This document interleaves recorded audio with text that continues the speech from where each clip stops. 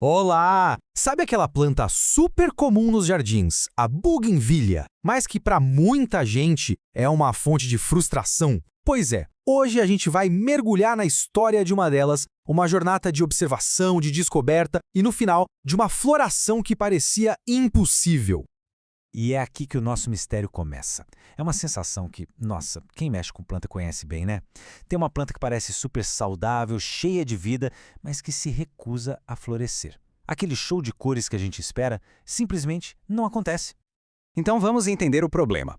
Foram meses de tentativas. Muda o adubo, ajusta a água, faz uma poda aqui, outra ali, e o resultado? Sempre o mesmo. Um monte de folha verde e só. Cadê as flores? E aí que o mistério fica ainda maior, porque veja bem, a planta não estava morrendo, muito pelo contrário, parecia ótima, cheia de saúde.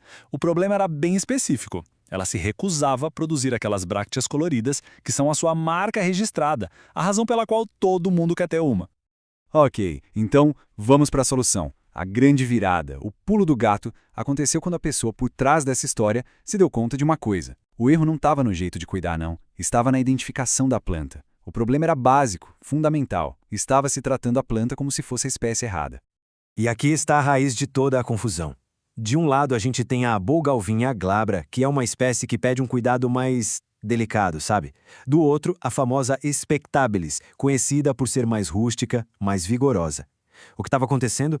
As regras de uma estavam sendo aplicadas na outra. O resultado, claro, era o fracasso. E essa ficha caindo, nossa, muda o jogo completamente. De repente, não era mais uma questão de ser um bom ou mau jardineiro. Não, era uma questão de ter a informação certa.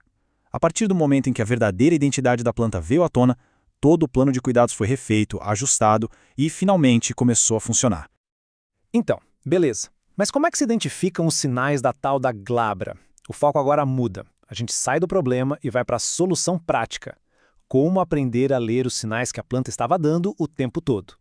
Essa é a pergunta de R$1 milhão, né? A gente sai da história do problema e entra num guia prático. Afinal de contas, como é que se diferencia uma da outra na vida real?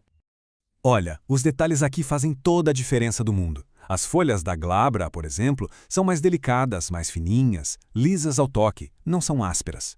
Os espinhos, bem mais discretos, menos agressivos.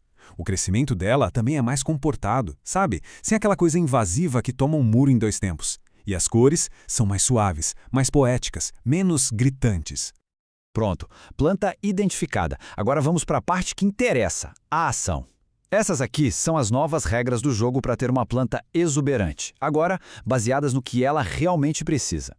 A gente pode resumir tudo em 5 pilares para o sucesso. Parecem coisas simples, mas o segredo está nos detalhes de cada um deles. Detalhes que foram aprendidos, digamos, do jeito mais difícil. Sol, solo, água, adubo e espaço. Vamos ver o que cada um significa na prática. Regra número 1, e essa é absoluta: sol. Não é uma sugestão, é uma exigência. Inegociável. A experiência mostrou que, na meia sombra, a planta simplesmente hibernava. Foi só quando foi movida para um lugar que pegava sol direto por várias horas que a mágica começou a acontecer. A segunda regra é sobre drenagem. Pensa assim, a glabra simplesmente odeia ficar com o pé molhado. Raízes encharcadas são um fim para ela. E tem um teste que é batata. A água tem que sumir na terra em uns 5 segundos. Se demorar mais que isso, a planta trava, para de crescer e, óbvio, flor que é bom, nada. A terceira grande lição, a rega. O excesso de água é um dos jeitos mais rápidos de garantir que uma planta não vai dar flor. A astraglabra gosta, ela precisa de períodos de seca entre uma rega e outra. A regra de ouro virou esta: só colocar água quando o solo estiver seco até o segundo ossinho do dedo. Simples assim. E para fechar, as 2 últimas regras vitais. A nutrição certa com um adubo focado em fósforo, aquele P da sigla NPK. É ele que estimula a planta a dar flor, em vez de só produzir folha. E o espaço. Em vaso pequeno, a raiz fica toda apertada e a planta para de se desenvolver. Espaço para as raízes não é luxo, é necessidade básica. Bom, agora que já entendemos a solução para o caso específico, vamos dar um passo para trás.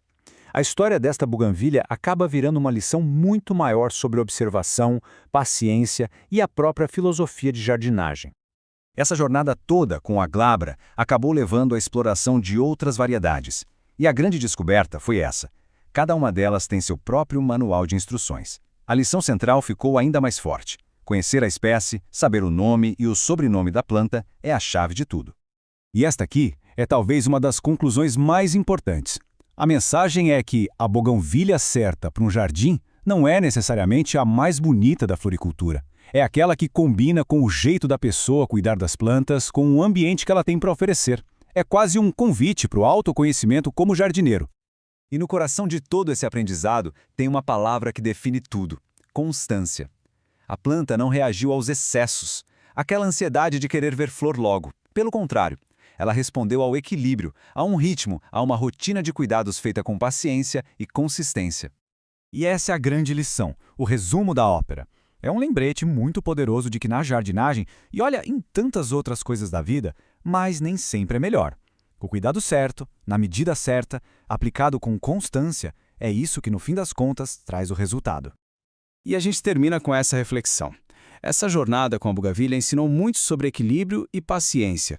E fica no ar uma pergunta que vai muito além do jardim, né? Fica a reflexão. E se a melhor forma de cuidar de algo ou de alguém for simplesmente dar o espaço necessário para que possa se tornar exatamente o que é, no seu próprio ritmo?